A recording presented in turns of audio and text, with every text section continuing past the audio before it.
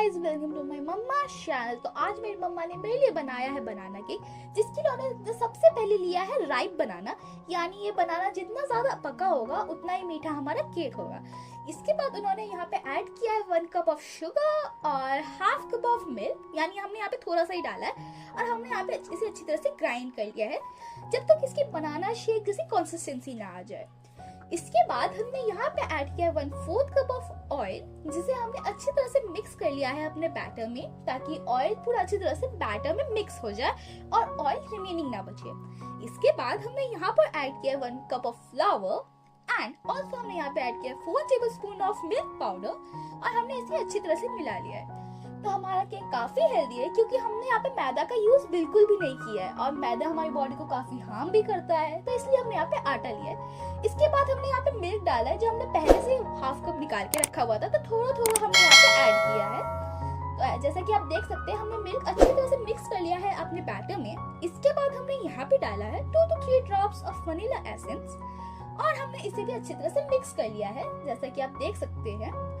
जब ये vanilla essence अच्छी तरह से मिक्स हो जाए, हमने यहाँ पे ऐड किया है अ पिंच ऑफ सॉल्ट और हमने इसे भी अच्छी तरह से मिक्स कर लिया है। एज यू कैन सी हमारा केक का बैटर ऑलमोस्ट तैयार है, तो इसकी कंसिस्टेंसी भी सही है, तो हमने इसे साइड में रख दिया है। ऑन द अदर हैंड हमने लिया है मोल्ड और हमने यहाँ पे अपना बेकिंग पेपर लिया है और हमने उसे अपने साइज में काट लिया है। प्लस हमने यहाँ पे इसे ऑयल के साथ ग्रीस किया है ताकि जब हम अपना केक का बैटर इसमें डालें तो केक का बैटर इसे चिपके ना।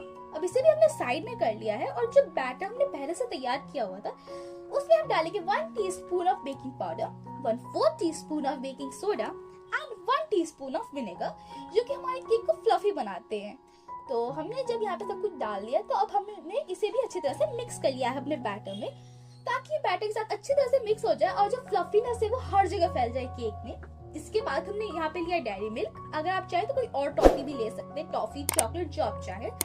और हमने यहाँ पे इसे पीसेस में चॉप कर लिया है क्योंकि हम चाहते हैं कि हमारे बनाना केक में चॉकलेटी ट्विस्ट भी हो। तो अब हमने यहाँ पे ऐड कर लिया अपने जो चॉकलेट के हमने काटे हुए पीसेस रखे हुए थे और अब हमने इसे भी अच्छी तरह से मिक्स कर लिया है ताकि जब ये बेक हो तो जो चॉकलेट के पीसेस है वो कहीं भी हो जाए।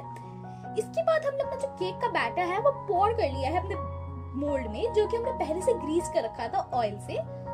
So as you can see, almost all our batter is poured। तो हमने इसे अच्छी तरह से डिस्ट्रीब्यूट कर लेना है ताकि हर जगह जो केक का बैटर है वो पहुंच जाए। और हमने ऊपर से स्प्रिंकल भी किया है चॉकलेट के पीसेस का। अगर आपके पास चॉकलेट चिप्स है तो आप वो भी डाल सकते हैं। So as you can see, अब हम इसे बेक कर देंगे for 45 to 50 minutes और हमने यहाँ पे बेक कर लिया है। So as you can see, our cake is ready। हमने यहाँ पे चेक किया टूथपिक डाल के और अगर बैटर स्टिक आउट नहीं हो रहा है, इसका मतलब ये है कि हमारा केक तैयार है। So as you can see, cake कितना डिलीशियस लग रहा है और कितना फ्लफी भी है।